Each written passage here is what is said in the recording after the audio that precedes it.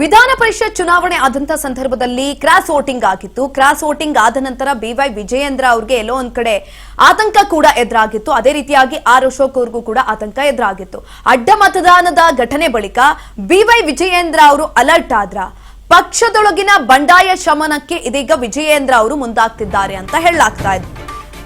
Cross voting ಆದ ನಂತರ B Y Vijayendra alert ಆಗಿದ್ದಾರೆ. ಪಕ್ಷದೊಳಗಿನ ಬಂಡಾಯ ಶಮನಕ್ಕೆ ಬಿವೈ ವಿಜಯೇಂದ್ರ ಮುಂದಾಗ್ತಿದ್ದಾರೆ. ಹೈಕಮಾಂಡ್ ಚಾಟಿ ಬೀಸಿದ ಬೆನ್ನಲ್ಲೇ ಬಿವೈವಿ ಇದೀಗ ಎಚ್ಚೆತ್ತುಕೊಂಡಿದ್ದಾರೆ.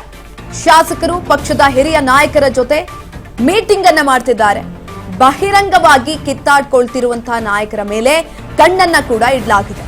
ಸಂಸದ ಸುಧಾಕರ್ ವರ್ಸಸ್ ಶಾಸಕ ಎಸ್ಆರ್ ವಿಶ್ವನಾಥ್ ಫೈಟ್ ನಡೀತಾ ಇತ್ತು. ಮಾಜಿ ಸಿಎಂ ಡಿವಿ ಸದಾನಂದ ಗೌಡ ಸೇರಿ ಹಲವರ ಜಟಾಪಟಿ ಕೂಡ ಆಗ್ತಾ ಇತ್ತು.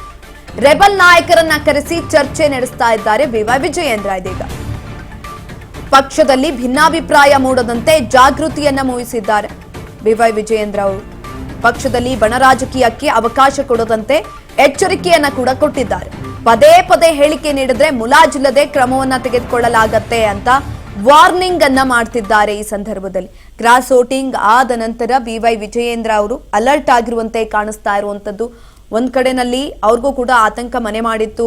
ಹೈಕಮಾಂಡ್ ಒಂದ್ ರೀತಿನಲ್ಲಿ ಅಲ್ಲೇನಾಗಿದೆ, ಕ್ರಾಸ್ ವೋಟಿಂಗ್ ಆಗೋದಕ್ಕೆ ಕಾರಣ ಏನು, ನೀವೇನ್ ಮಾಡ್ತಿದ್ರಿ ಅನ್ನುವ ವಿಚಾರಕ್ಕೆ ಸಂಬಂಧಪಟ್ಟಂತೆ ಮಾಹಿತಿಯನ್ನ ಕೂಡ ಕೇಳಿತ್ತು. ತದನಂತರ ಬಿವೈ ವಿಜಯೇಂದ್ರ ಅವರು ತೆಗೆದುಕೊಂಡಂತಹ ಒಂದೇ ಒಂದು ನಿರ್ಧಾರಕ್ಕೆ ಸ್ವಪಕ್ಷದಲ್ಲೂ ಕೂಡ ಆಕ್ಷೇಪಗಳು ಎದುರಾಗೋದಕ್ಕೆ ಶುರು ಮಾಡ್ಕೊಂಡ್ರು.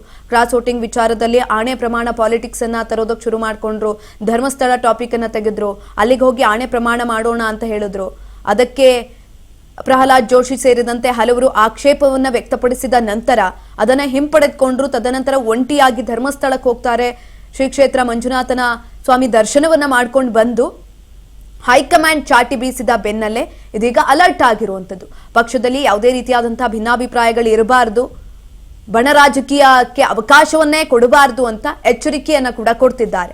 ಇಫ್ ಇನ್ ಕೇಸ್ ನೀವೇನಾದ್ರೂ ಪದೇ ಪದೇ ಬಹಿರಂಗವಾದಂತಹ ಹೇಳಿಕೆಯನ್ನ ಕೊಟ್ರೆ ನಿಮ್ಮ ಮೇಲೆ ಮುಲಾಜಿಲ್ಲದೆ ಕ್ರಮವನ್ನ ಕೂಡ ತೆಗೆದುಕೊಳ್ತೀವಿ ಅಂತ ಬಿವೈ ವಿಜಯೇಂದ್ರ ಅವರು ಇದೀಗ ಎಚ್ಚರಿಕೆಯನ್ನ ಕೊಡ್ತಿದ್ದಾರೆ. ಅಂದ್ರೆ ಪಕ್ಷದೊಳಗೆ ಬಂಡಾಯ ಶಮನಕ್ಕೆ ಮುಂದಾಗ್ತಾ ಇರುವಂತದ್ದು. ಎಲ್ಲೋ ಈ ಕುರಿತಾಗಿ ಹೆಚ್ಚಿನ ಮಾಹಿತಿಯನ್ನ ತಿಳ್ಕೊಳ್ತಾ ಹೋಗೋಣ. ನಮ್ಮ ಪ್ರತಿನಿಧಿ ಬಸವರಾಜ್ ಹುಗಾರ್ ಸಂಪರ್ಕದಲ್ಲಿದ್ದಾರೆ. ಎಸ್ ಬಸವರಾಜ್, ಕ್ರಾಸ್ ವೋಟಿಂಗ್ ಆದ ನಂತರ ಬಿವೈ ವಿಜಯೇಂದ್ರ ಅಲರ್ಟ್ ಆದಂತೆ ಕಾಣಿಸ್ತಾ ಇದೆ. ಪಕ್ಷದೊಳಗಿನ ಬಂಡಾಯ ಶಮನಕ್ಕೆ ಮುಂದಾಗಿರುವಂತದ್ದು ಆಗುತ್ತಾ? ಹೆಚ್ಚಿನ ಮಾಹಿತಿ ಕೊಡೋದಾದ್ರೆ.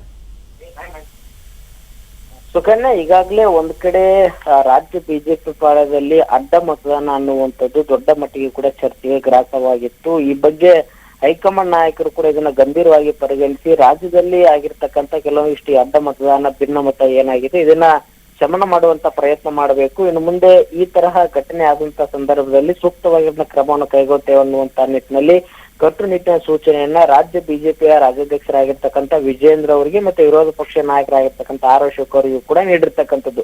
ಈ ಒಂದು ಬೆನ್ನಲ್ಲೇ ವಿಜಯೇಂದ್ರ ಅವರು ಕೂಡ ಹೈಕಮಾಂಡ್ ನಾಯಕರ ಚಾಟಿ ಬೆನ್ನಲ್ಲೇ ಅಲರ್ಟ್ ಆಗಿ ಏನು ರಾಜ್ಯ ಬಿಜೆಪಿಯಲ್ಲಿ ಕೆಲವು ನಾಯಕರು ತಮ್ಮದೇ ಆಗಿರ್ತಕ್ಕಂಥ ಕೆಲವೊಂದಿಷ್ಟು ಅಸಮಾಧಾನ ಏನಿದೆ, ಒಳ ಬೇಗುದಿ ಏನಿದೆ ಅದನ್ನ ಶಮನ ಮಾಡುವಂತ ಪ್ರಯತ್ನಕ್ಕೆ ಮುಂದಾಗಿರ್ತಕ್ಕಂಥದ್ದು. ಶಾಸಕರಾಗಿರ್ತಕ್ಕಂಥ ಎಸ್ಆರ್ ವಿಶ್ವನಾಥ್ ಅವರು ಮತ್ತೆ ಮಾಜಿ ಸಿಎಂ ಸದಾನಂದ ಗೌಡರು ಮತ್ತೆ ಸಂಸದರಾಗಿರ್ತಕ್ಕಂಥ ಸುಧಾಕರ್ ಅವರು, ಇವರು ಒಂದ್ ಕಡೆ ಪರಸ್ಪರವಾಗಿರ್ತಕ್ಕಂಥ ಕೆಲವೊಂದಿಷ್ಟು ಅವರ ವೈಯಕ್ತಿಕವಾಗಿರ್ತಕ್ಕಂಥ ಒಳ ಮುನಿಸು ಕೂಡ ಇತ್ತು.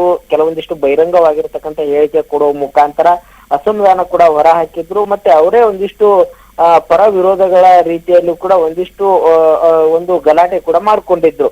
ಹಾಗಾಗಿ ಇದು ಎಲ್ಲ ಒಂದ್ ಕಡೆ ಪಕ್ಷಕ್ಕೆ ಮುಜುಗರ ಎಂಬಂತೆ ಕಾಣುತ್ತೆ. ಬಿಜೆಪಿ ಪಾಳ್ಯದಲ್ಲಿ ಯಾವ್ದು ಕೂಡ ಸರಿ ಇಲ್ಲ, ಒಳ ಜಗಳ ಇದೆ, ಅವರವರ ನಾಯಕರಿಗೆ ಅವ್ರಿಗೆ ಕೂಡ ಒಂದ್ ಕಡೆ ದೊಡ್ಡ ಮಟ್ಟದಲ್ಲಿ ವಿರೋಧ ಕೂಡ ಇದೆ ಅನ್ನುವಂತ ನಿಟ್ಟಿನಲ್ಲಿ ಕೂಡ ತೋರ್ಪಡಿಸಲಾಗಿತ್ತು.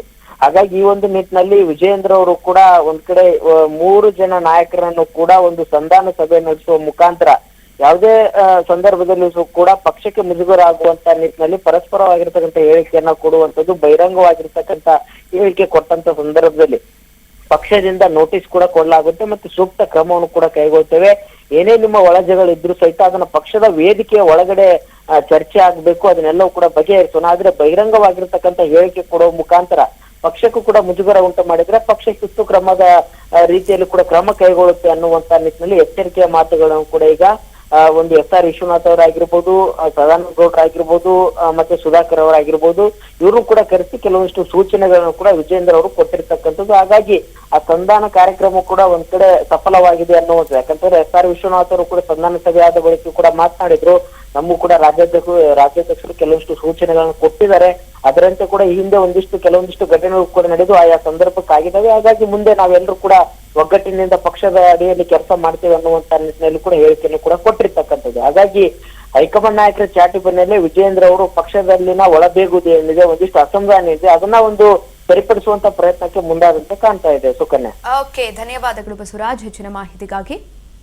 ಎಸ್ ನೋಡಿ, ಕ್ರಾಸ್ ವೋಟಿಂಗ್ ಆದ್ಮೇಲೆ BY ವಿಜಯೇಂದ್ರ ಅವರು ಅಲರ್ಟ್ ಆಗಿದ್ದಾರೆ.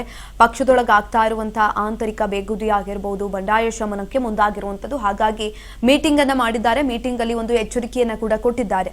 ಬಹಿರಂಗವಾಗಿ ಯಾರು ಕೂಡ ಕಿತ್ತಾಡ್ಕೊಳ್ಬೇಡಿ ಅಂತ ನಾಯಕರ ಮೇಲೆ ಕಣ್ಣನ್ನು ಕೂಡ ಇಡಲಾಗಿದೆ. ಇಫ್ ಇನ್ ಕೇಸ್ ನೀವು ಬಹಿರಂಗವಾದಂತಹ ಹೇಳಿಕೆಗಳನ್ನ ಕೊಡ್ತೀರಾ ಅಂತ ಅಂದ್ರೆ ಮುಲಾಜಿಲ್ಲದೆ ನಿಮ್ಮ ಮೇಲೆ ಕ್ರಮವನ್ನ ತೆಗೆದುಕೊಳ್ತೀವಿ ಅಂತ BY ವಿಜಯೇಂದ್ರ ಅವರು ಎಚ್ಚರಿಕೆಯನ್ನ ಕೊಟ್ಟಿದ್ದಾರೆ.